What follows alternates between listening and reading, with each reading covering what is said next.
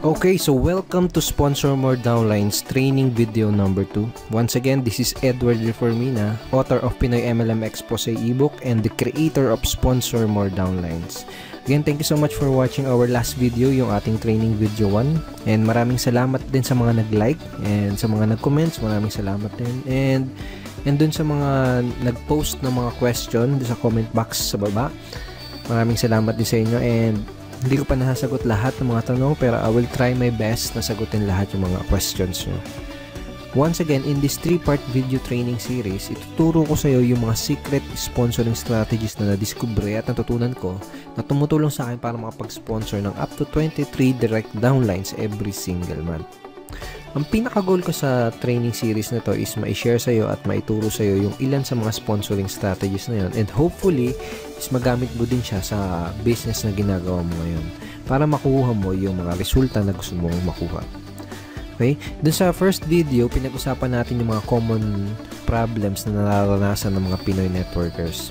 And sa video 1, tinuro ko din sa iyo kung paano ka makakapag-save ng valuable time mo, ng effort at ng pera by learning how to sort out or learning how to pre-qualify your prospects. And dun sa video number 1, binigyan din kita ng ilang mga lines na magagamit mo para malaman mo kung qualified ba yung prospects na kinakausap mo. Okay? Dito naman sa video number 2, ang mga pag-uusapan natin ay yung mga common MLM myths, number 1 challenge ng mga Pinoy networkers, and tuturo ko din sa iyo kung paano mo sasagutin yung top 3 most common MLM objections. Okay? So, una natin pag-usapan ay yung common myths o yung mga maling akala ng mga networkers. Ito yung mga myths na pinaniniwalaan ng mga Pinoy networkers na pumipigil sa kanila para maging successful at para magkaresulta. Okay, ano na yung mga myths na yun? Una, hindi ako makapag-sponsor dahil wala pa akong resulta o hindi pa ako kumikita.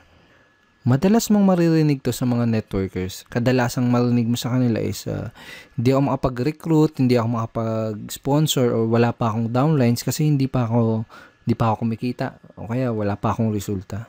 Isa to sa mga myth na pinaniniwalaan ng mga networkers, kaya madalas mo itong maririnig sa kanila. Okay? Pangalawang myth is maraming tao ang negative ang tingin sa network marketing. Karamihan ng networkers ang nasa isip nila, lahat ng taong kinakausap nila ay negative. Lahat ng kamag-anak nila ay negative sa network marketing. Okay? Isa yan sa mga myth na pinaniniwalaan ng mga networkers. Pangatlo, hindi ako makapag-recruit dahil hindi ako magaling mag-convince. Ito, isa to sa madalas na marinig mo sa mga, even in my team, my personal team, tsaka sa mga networkers na from other companies na nakakausap ko, madalas ko narinig ito. Karaniwang sinasabi nila ay hindi ako nahihirapan ako sa business ko, hindi ako makapag-sponsor kasi hindi ako magaling mag-convince. Okay? At so, ito yung tatlong maling akala or common myths na pinaniniwalaan ng mga networkers. Mamaya babalikan natin itong mga common MLM myths na to, pero ngayon gusto ko munang ipakita sa iyo yung ginawa ko couple of weeks ago. Basically, nag-survey ako sa 1,000 mahigit na Pinoy network marketers from different MLM company. At doon sa survey na yon, may tanong na, ito, ano yung pinakamadalas na objection na nakuha mo mula sa mga prospect mo? Okay, ito yung mga nagisagot nila. Ang pinakamataas na sinabi ng mga Pinoy networkers na kadalasan natatanggap nila mga objections sa ito, wala akong pera. Okay, 21%. And pumangalawa is yung pyramiding ba yan, which is 18%.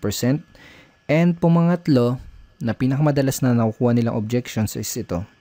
Magkano na bang kinita mo dyan? O magkano na bang kinikita mo dyan? Parang ganun.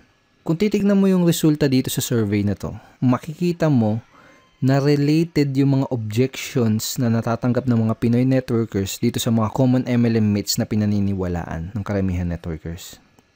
Okay? For example, ito. Hindi ako makapag-sponsor dahil wala pa akong resulta. Kaya iniisip ng mga networkers na totoo to dahil kadalasan na tinatanong sa kanila ng mga prospects ay yung objection na magkano na bang kinita mo dyan. Pwedeng ganito yung nangyari. May prospect kang kinakausap, in-explain mo sa kanya yung opportunity o kaya dinala mo siya sa opisina nyo para panoorin yung BOM.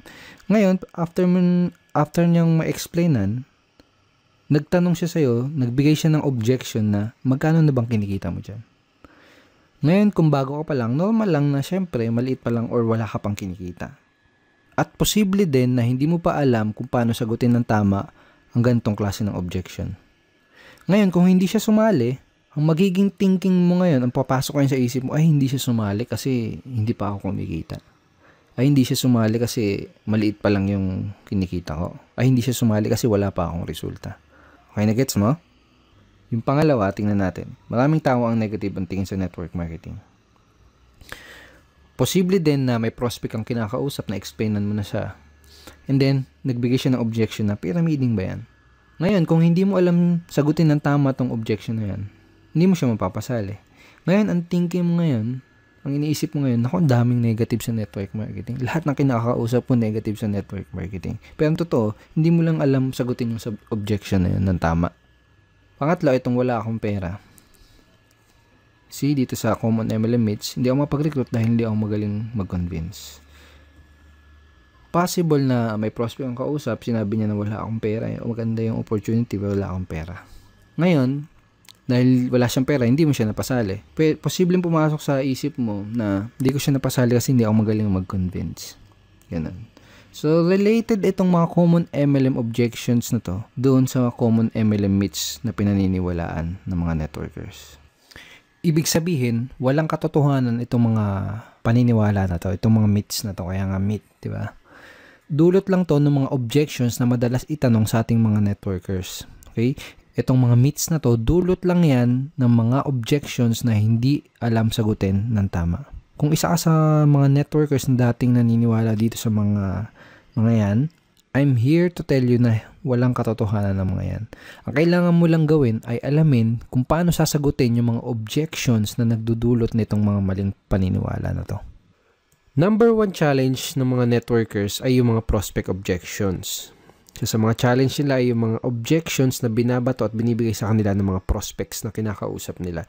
Dahil sa mga objection na yun, kadalasan nagkakaroon sila ng maling paniniwala, nagkakaroon sila ng maling beliefs about sa network marketing business nila. Ang solusyon para ma-solve yung challenge na yun is to master handling objections.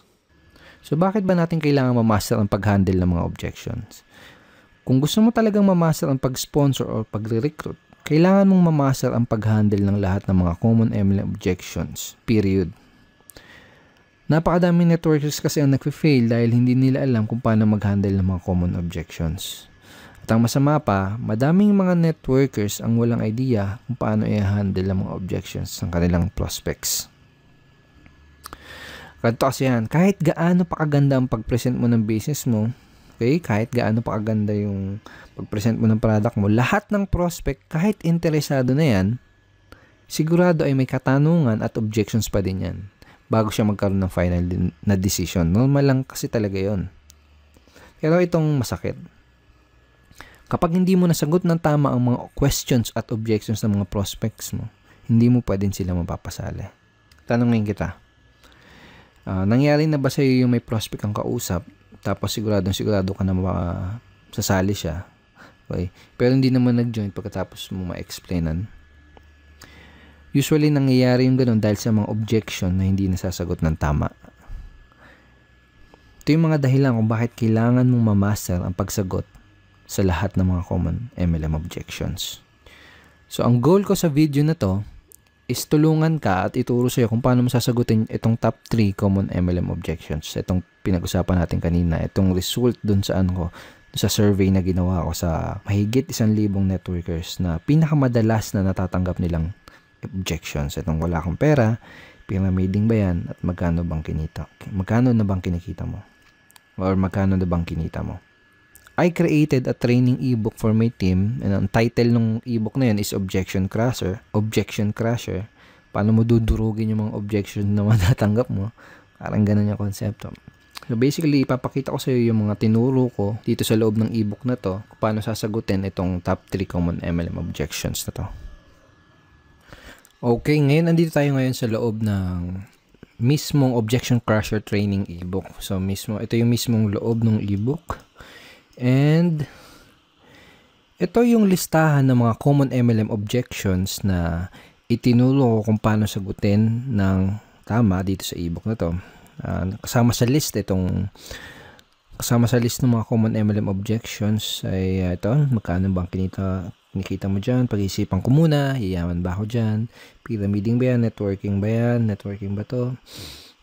Mahal ng investment, wala akong pera, wala akong time, alam ko na yan, hindi ko linya yan, etc. So, ang unang ituturo ko sa'yo kung paano sagutin ng tama ay yung magkano na bang kinikita mo dyan. Alright? So, bago ko ituro sa'yo kung paano sagutin ito, kailangan mo maintindihan na karamihan ng mga prospect na nagbibigay na ganitong klaseng objections ay hindi naman talaga nila gustong malaman kung magkano yung eksaktong kinikita mo. Okay? Dahil ang tunay na dahilan ng objection na yun, ang talagang gusto nilang malaman, ang deeper reason ng objection na yun ay gusto nilang malaman kung totoo ba yung opportunity na ina-offer mo. Gusto nilang malaman kung may mga kumikita ba talaga dyan sa company mo. O baka naman nag-aksaya ka lang ng pera dyan at hindi mo nabawi yung in-invest mo dahil natatakot sila na mangyari sa kanila yung ganun. Natatakot sila na baka pag nag-invest sila ay hindi bumalik yung in-invest nila. So, yun yung ilan sa mga tunay na gustong malaman ng prospect mo. Gusto nilang malaman kung totoo ba yung opportunity mo. Sa madaling salita, gusto nilang ng pruweba. Okay? Sa madaling salita, gusto nila ng social proof or proof na may kumikita doon sa opportunity mo. So, yun yung talagang gusto nilang malaman. And another thing is maraming paraan para sagutin itong objection na to. Pero itong paraan na ituturo ko sa'yo dito sa ebook na to is yung pinaka-effective based on my personal experience and in my opinion. Ito yung pinaka-effective, hindi lang effective, pinaka-cool at pinaka-relax na paraan para sagutin itong objection na to. Okay, so paano ba sasagutin itong objection na to? So for example, may kausap ka na prospect. Tinanong ka niya, magkano na bang kinita mo dyan? Ang sasagot mo, magkano ba yung gusto mong madinig para maging interesado ka? Okay? O kaya, magkano ba yung gusto mong madinig para maging interesado kang tignan yung opportunity na to? O kaya naman, magkano ba yung gusto mong madinig para ma-impress ka? Okay, sa una, kailangan ng konting lakas ng loob kung gagamitin mo tong lines na to. Kumbaga, kailangan ng konting posture. Okay? Sa una, baka medyo mailang ka pa. Kaya sa una lang yon, kapag paulit-ulit mo na siyang ginamit, medyo masasanay ka na din. Kapag sinabi mo sa prospect, wag mo din kalilimutan na mag-smile ng konti para hindi ka magmukhang maangas or hindi ka ma-misinterpret nung kinakausap mo na nagyayabang. Alright? Okay, so ang mangyayari kapag tinanong mo to sa prospect mo, magbibigay siya sa iyo ng figure or ng amount. And hindi mahalaga kung hindi mo pa kinikita yung halaga na sasagot ng prospect mo. Kailangan lang ay may mga alam kang success stories from your company dahil gagamitin mo yung mga istorya or mga stories or kwento ng mga successful person in your company doon sa sagot mo. Okay? Kung wala kang alam ng mga storya ng mga successful upline sa company nyo, ang gawin mo, manood ka at makinig ng mga business presentation nila dahil most of the time kinukwento nila yung storya nila kung paano sila nagsimula, kung paano sila naging successful. Okay? So make sure na manood ka ng mga business presentation or business talk ng mga successful upline sa company nyo. So parang ganito yung magiging flow ng pag-uusap nyo ng prospect mo pag sinagot mo na yung objection na yun. Okay? So prospect, magkano ba ang kinikita mo dyan? Ikaw, magkano bang gusto mong madinig para maging interesado kang tignan maigi itong business na to? So, for example, sinagot niya 30,000 o kaya kung ano man, kung 50,000, 100,000, 1 million, kung ano man yung sagot niya, kung kumikita ka na ng ganun, sabihin mo lang, great, yan ang kinikita ko dito. Gusto mo bang ituro ko sa'yo kung anong ginawa ko? Yun lang. Kung hindi mo pa kinikita yung sinabing figures ng prospect mo, ang sasabihin mo lang is ito. Well, basically, kakasimula ko pa lang sa business na to, kaya hindi ko pa nare-reach yung ganyan level ng income o hindi ko pa naabot yung ganyang income. Pero let me tell you about blank kung sino yung tao na gusto mong ikwento sa kanya na kumikita na ng ganyan dito sa company na to. Gusto mo bang malaman kung ano yung ginawa niya para kitain yung ganong income? Okay? Pagkatapos, kwento mo yung maikling storya ng taong binanggit mo. Okay? So, hindi kailangan na mahaba kahit maiksing storya lang. Then, kapag nakawento mo na sa kanya yung story ng successful member na yon sa inyong company, Ang next na sasabihin mo ay ito. Kung willing ka ding aralin yung ginawa niya, posible, okay? Posible din nakitain mo yung income na kinita niya. Willing ka bang matutunan at gawin yung ginawa niya? Pag sinabi ng prospect mo, oo. Okay, good. Ito yung unang gagawin mo para makapagsimula. Okay? So, hindi mo lang nasagot yung objection, possible pa na maklose mo siya doon sa business mo. These lines are very, very powerful. So, use this kapag may na-encounter ka na ganitong objection. Magkano na bang kinikita mo dyan? Okay? And again, sinabi mo dun sa prospect mo na possible. Posible din nakitain niya. Ibig sabihin, hindi mo ginagaranti. Okay? Sinabi mo, posible. Kung gagawin niya, kung aaralin niya yung ginawa ng upline mo na yun, yung successful na tao na yun sa company niyo, posible din nakitain niya yung income na yun. Sinasabi mo yun kasi it's not good to guarantee yung result na makukuha niya, di ba? Kasi magdedepende pa rin doon sa tao. Magdedepende pa rin yung resulta ng tao na yun doon sa action na gagawin niya. Okay? And last tip, maganda rin na idea kung ipapakilala mo siya doon sa mga successful and higher uplines doon sa team nyo or sa company nyo. Okay? Para mas tumibay yung social proof. Okay? Again, kasi kaya nga tinatanong to ng prospect mo kasi medyo may duda siya kung totoo ba yung opportunity na ginagawa mo. Okay, so ang next na objection na sasagutin natin at pag-aaralan natin ay yung objection na pyramiding ba yan or pyramiding ba to? Okay, so pag may nag-object sa'yo ng objection na to, pag may nagtanong sa'yo, pyramiding ba to? Ang sasagot mo ay ito. Yes, pyramiding to and welcome to Egypt. So yan. Hindi, biro lang. So, ito. So, madami din paraan para sagutin tong objection na to. Pero itong ituturo ko sa iyo, yung isa sa pinakamadali at pinakamadali, lalo na kung nagsisimula ka pa lang, and pinaka-enjoyable na paraan kung paano sagutin tong objection na to. So, for example, sabi sa'yo ng prospect mo is, pyramiding ba to? Tinanong niya. Sasagutin mo din siya ng tanong. Okay? Isa sa mga natutunan ko is, one of the best way to answer objections is to answer it with questions. Kumbaga, tanungin mo yung tanong nila. Okay? So, for example, in this objection, tinanong niya, pyramiding ba to? Tatanungin mo, anong ibig mo sabihin? Yung mga illegal? Okay? So, medyo ganun yung tono dapat. Parang patanong. Anong ibig sabihin mo? Yung mga illegal? Pag sinabi ng prospect na, ano yun? Yung tipong nangangako na mag-i-invest ka lang tapos dodoble yung pera mo kahit wala kang gawin? Sabihin ng prospect mo, Then, sabihin mo, yung mag-i-invest ka lang ng pera tapos wala kang makukuha ng produkto. Basta sabi nila, kikita lang yung pera mo. Sabihin ng prospect mo, Then, itatanong mo sa kanya, ganun ba yung hinahanap mo? Ganun ba ang hinahanap mo? Natural, isasagot ng prospect is hindi. Okay? Pag sinabi niyang hindi, ito yung sasabihin mo. Okay, that's good dahil kabaligtaran ito nun. So, in that way, ipinaalam mo sa kanya, kumbaga dito sa paraan na to ng pagsagot dito sa objection na to is parang dinefine mo kung ano yung pyramiding. At sinabi mo sa kanya na yung business mo, yung opportunity mo, is kabaligtaran nung definition na yun ng pyramiding.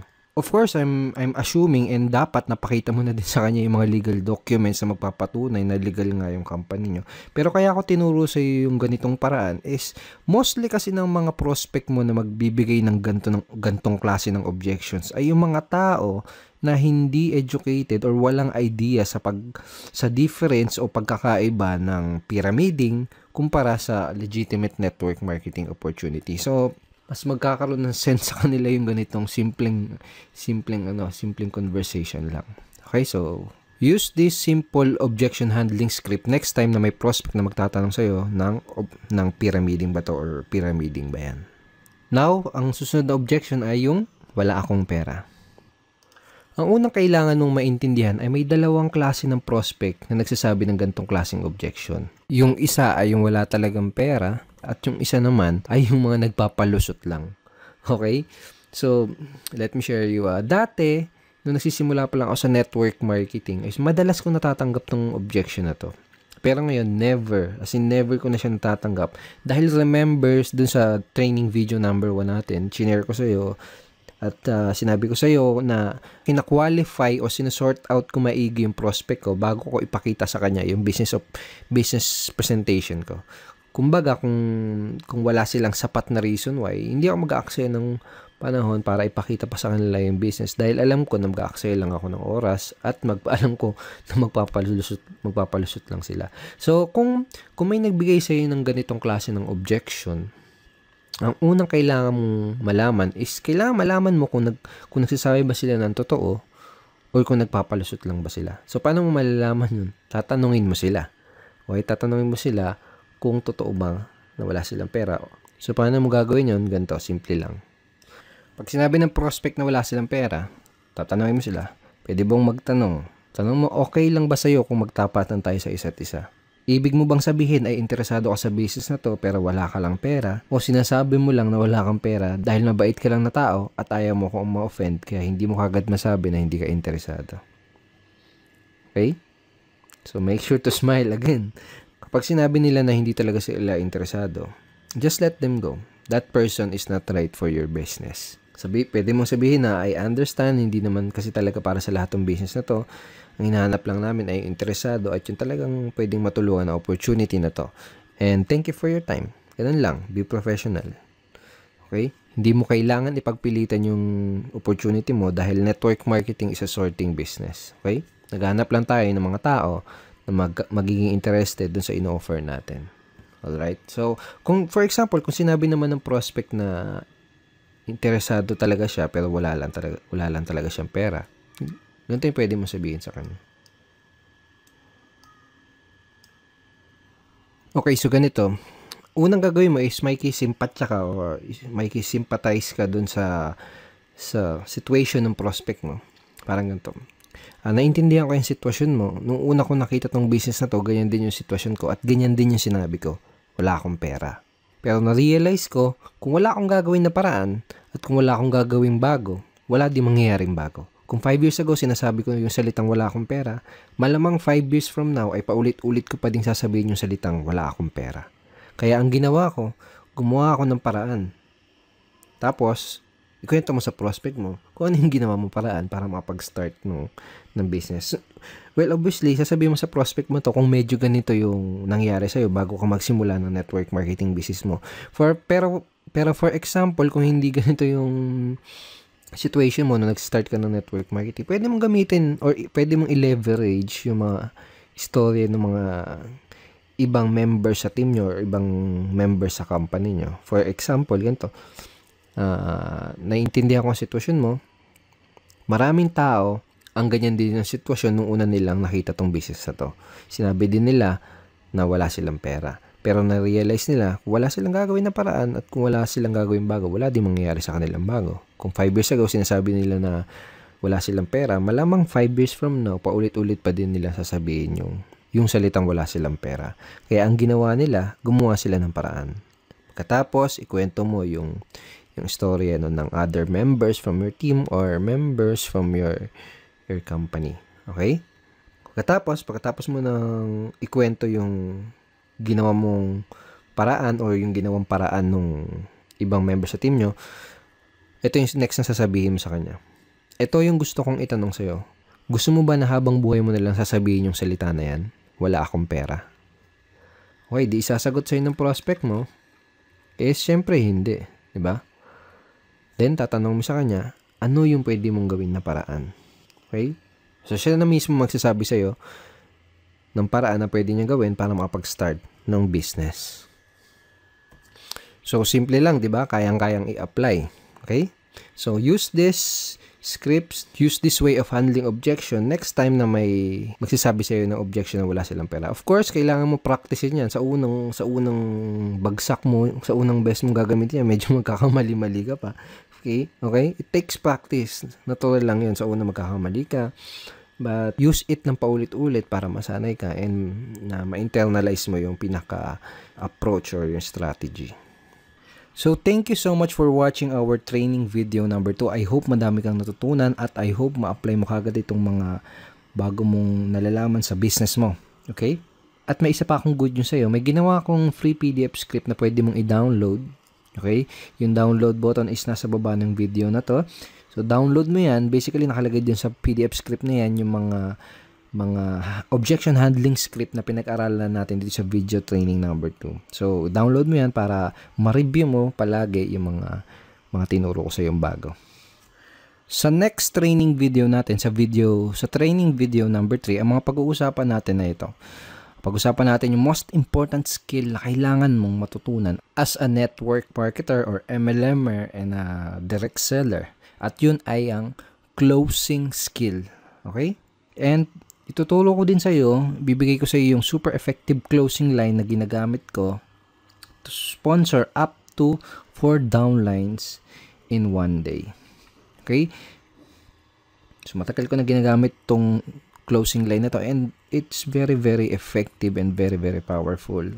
So don't forget to check your email for our training video number 3. Papadala ko tong training video number 3 sa email mo sa isang araw. Okay? Papadala ko yung link ng training video number 3 sa isang araw. Alright? At kung hindi mo pa nakiklik yung like button sa baba ng video na to, please click like and wag mo din kakalimutan na mag-comment at kung may katanungan ka, kung may any questions ka, i-post mo lang dun sa comment box below this video and I will try my best na sagutin yan personally. Alright? Once again, Edward Reformina here and thank you so much and see you in our training video number 3. Bye-bye.